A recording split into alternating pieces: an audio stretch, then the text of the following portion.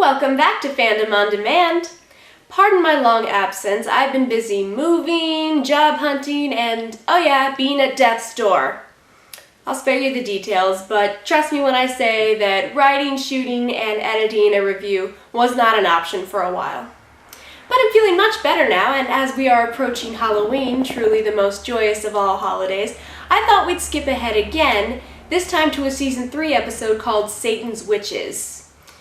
Fair warning, things were getting a little weird by this time in the show. We start out with our boys heading up to a secluded cabin for a vacation.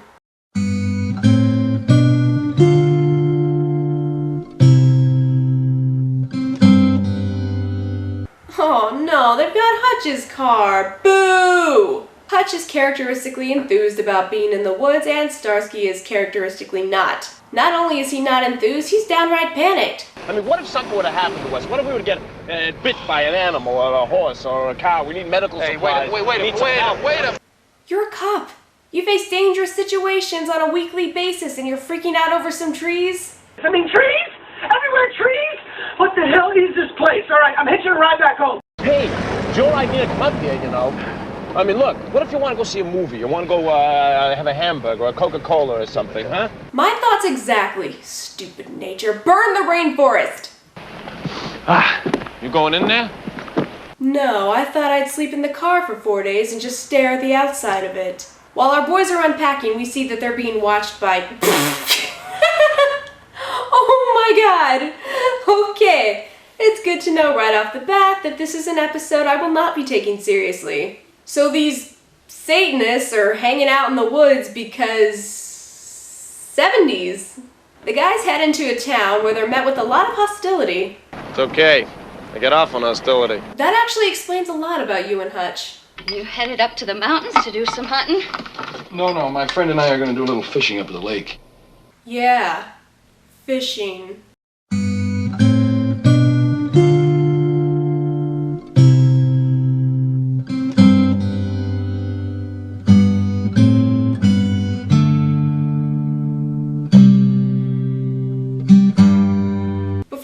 The sheriff tries to arrest them.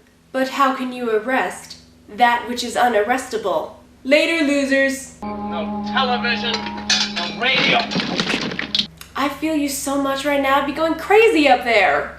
It's becoming clear to me now that Hutch only wanted to come up to this place to torment Starsky. I happen to be a virgin in these woods. Not for long. It's not funny. I'm sorry. A strange noise draws them outside. Where you going? Out. Oh, wait a second. Wait. Okay. Careful. Yeah. It's dark out. Okay, I know this isn't your comfort zone, but again, you're a cop. Calm down. Hutch notes the lack of animal sounds as they spot a fire in the distance. I will say that this scene is actually kind of suspenseful and atmospheric. They write it off as some college kids partying and go back inside. But actually, the devil worshippers are having the lamest rave ever. Hail Satan, Thomas Hands. Listen to how bored they sound. Note the lackluster arm waving. I'm beginning to question their loyalty to the Dark Lord. The next morning, Hutch gets up bright and early to go fishing. Starsky gently declines. I think it better that we meet our new neighbor in normal clothes. Oh, but you look so intimidating and not at all silly. It's here that the audience learns something very important about Hutch. He sucks at fishing. Look at him. He's got nothing. While investigating the site of the bonfire, he gets confronted by the minions of darkness, and then they just let him go. All right, I'm leaving, but you can count on me coming back. Such evil. Meanwhile, Starsky... Damn! FedEx couldn't handle that package. Anyway, there's some creepy symbol on the door that rattles Starsky so much that he does this. Now kiss! Could we please get out of here? Would you please let me go? Never. Hi. Ah, damn it. No homo, bro. You into camping? Into Well, camping, it's sweetheart. I fine. spend more time in the woods than Bigfoot. Don't let him kid you. God, their flirting is always the most painful thing to watch. It turns out one of the women stuck a rattlesnake in the icebox. Thanks, Satan. Starsky and Satan have a little standoff that feels like forever before Hutch finally comes in to save him. He hasn't been, dummy. See, this is exactly why you stay away from nature. Snakes get in your refrigerator. Snakes don't come from refrigerators. Nothing gets past you, does it? They head back to the town that dreaded sundown to confront the sheriff. We came up here to vacation, and it's been a twilight zone from the word go. Nah, the Twilight Zone was usually a lot better written than this. This time they do get arrested, and it's about here that the episode kind of loses me. I really enjoy the first half of the episode. The interaction between the guys is a lot of fun, and it does have a slightly unsettling tone to it. From here on out, it's just dull. The Manos Hands of Fate fan club prepare for their final sacrifice, and we discover a young girl that they're planning on killing. While in jail, they discover that the kidnapped girl is actually the sheriff's daughter. Came up the lake a few days ago. Rodell, is he the leader? Yeah. Lizzie Tice is 16 years old. And Rodell grabbed her 2 days ago. He's laid down rules. Nobody's to go near him or his people. Nobody's to mention them to any strangers. We're supposed to do what he says. If we do, when he leaves, then they'll give Lizzie back to us. If we don't do what he says, they're going to kill her. That's what he said. A crappy parent! Not to mention a crappy sheriff. That was his plan?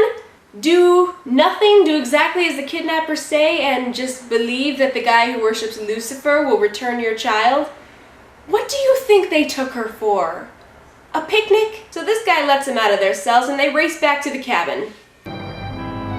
Jump for that tree. What tree? Their plan seems to be listening in on the ritual for a while. I was hoping they'd be a little more proactive. Ah, there they go.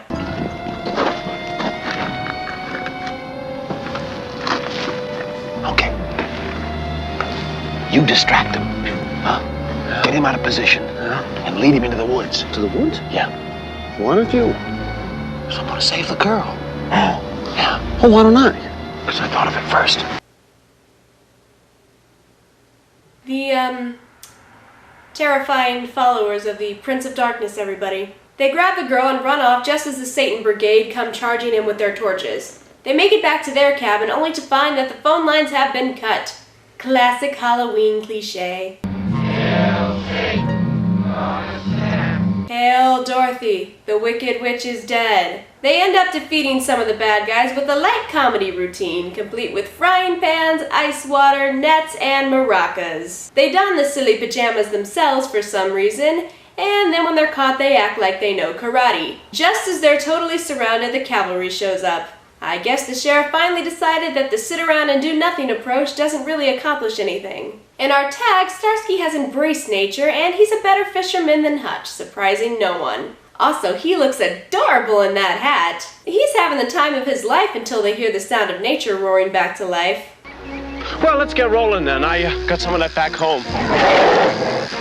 In the city. Yeah, the city, where it's safe, as we prove week in and week out. And that was Satan's Witches. This is very 70s. Like, a touch of Satan's 70s. But like I said, most of the episode is a lot of fun. The Satanists are so over the top and beyond silly, but there is a lot of intentional comedy in this episode, including the music, so I don't think we were supposed to take them all that seriously to begin with. And the interplay between the guys, while it's always fun, there's some really classic moments here that make up for the slow patches that the episode has, and it does have them. There is an episode in season 2 called Bloodbath that handles the whole cult thing much differently. I should probably say better, but again, I feel like the episodes have very different tones, so I won't say better, I'll just say different. This has been Fandom on Demand, bringing you fandom when you demand it. Oh, and happy Halloween!